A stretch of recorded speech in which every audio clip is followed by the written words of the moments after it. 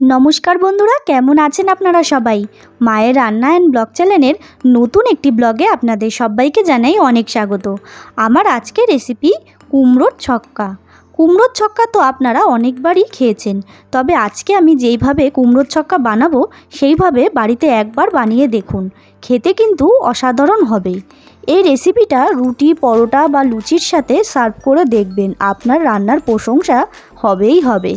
তো বন্ধুরা, বেশি কথা না বলে রেসিপিটি শুরু করব এবং ভিডিওটি প্রথম থেকে শেষ পর্যন্ত দেখার কিন্তু অনুরোধ রইল। প্রথমেই কুমড়োর ছক্কা বানানোর জন্য আমি এখানে কুমড়োগুলো ডুমু ডুমু করে কেটে নিয়েছি, ডুমু ডুমু করে আলুও কেটে নিয়েছি, নিয়ে নিয়েছি ছোলা এবং নারকেল কোড়া।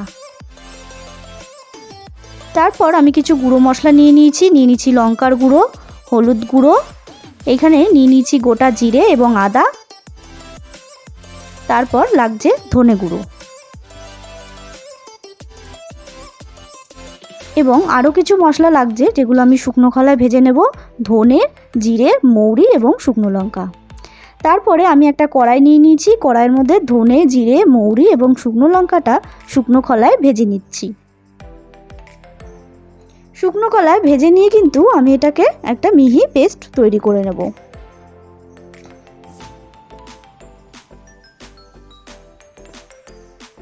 তারপর এখানে একটা মিক্সি জার নিয়ে নিয়েছি কাঁচা লঙ্কা, আদা এবং জিরে, এটাকেও আমি একটা মিহি পেস্ট তৈরি করে নেব।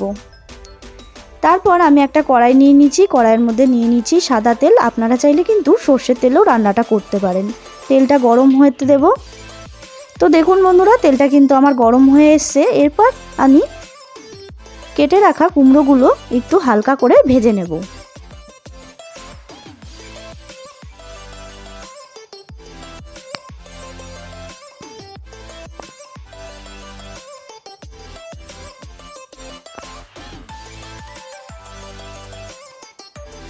তো দেখুন বন্ধুরা, আমার কিন্তু কুমড়োটা হালকা করে ভাজা হয়ে গেছে। এরপর আমি একে একে কুমড়োগুলো তুলে নিচ্ছি।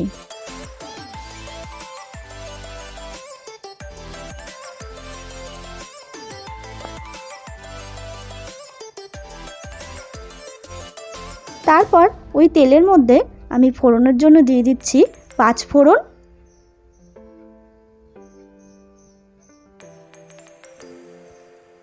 এবং দিয়ে দেব তেজপাতা ও শুকনো লঙ্কা। ফোড়নটাকে আমি একটু ভেজে নেব।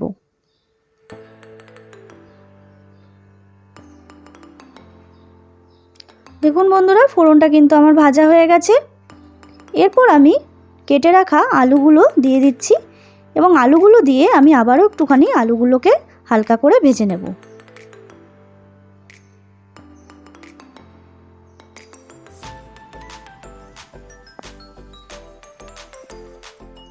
দেখুন বন্ধুরা, আলুগুলোও কিন্তু আমার ভাজা হয়ে গেছে।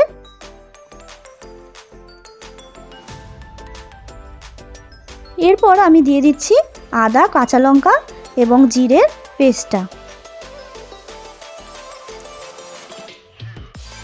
তারপর আমি আগে থেকে বাটির মধ্যে ধনে, হলুদ এবং লঙ্কার গুঁড়ো জল দিয়ে গুলে রেখেছিলাম, সেই মিশ্রণটি দিয়ে দিচ্ছি।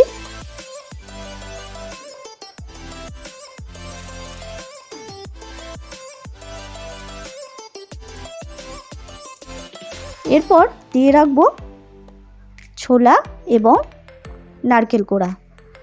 ছোলা এবং নারকেল কোড়া দিয়ে আমি মশলাটাকে ভালো করে কষিয়ে নিচ্ছি। তো দেখুন বন্ধুরা, মশলাটা কিন্তু আমার প্রায় কষানো হয়ে গেছে। এরপর আমি দিয়ে দিচ্ছি স্বাদ মতো নুন। তারপর দিয়ে দিচ্ছি সামান্য পরিমাণ চিনি। চিনিটা আমি এই কারণেই দিলাম যাতে নুন এবং ঝালটা ব্যালেন্স থাকে। আমি আবারও একটু মশলাটাকে কষিয়ে নিচ্ছি। তো দেখুন বন্ধুরা, মশলাটা কিন্তু আমার কষানো হয়ে গেছে, মশলা দিয়ে কত সুন্দর তেল ছেড়ে দিয়েছে। এরপর আমি দিয়ে দেব সামান্য পরিমাণ হিং।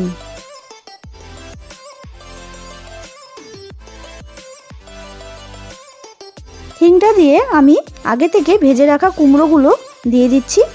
কুমড়োগুলো দিয়ে আমি আবারও কিছুক্ষণ রান্না করে নেব।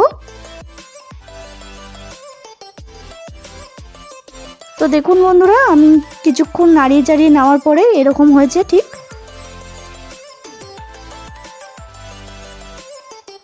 এরপর আমি সামান্য পরিমাণ দিয়ে দিচ্ছি জল।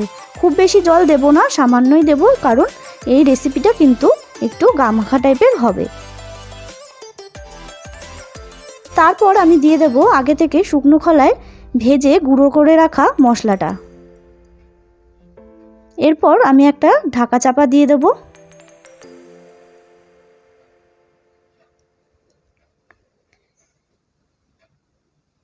তো দেখুন বন্ধুরা, কত সুন্দর কিন্তু আমার মশলাটার সাথে কুমড়ো আলু রান্না হয়ে গেছে এবং আমার কিন্তু রেডি কুমড়োর ছক্কা।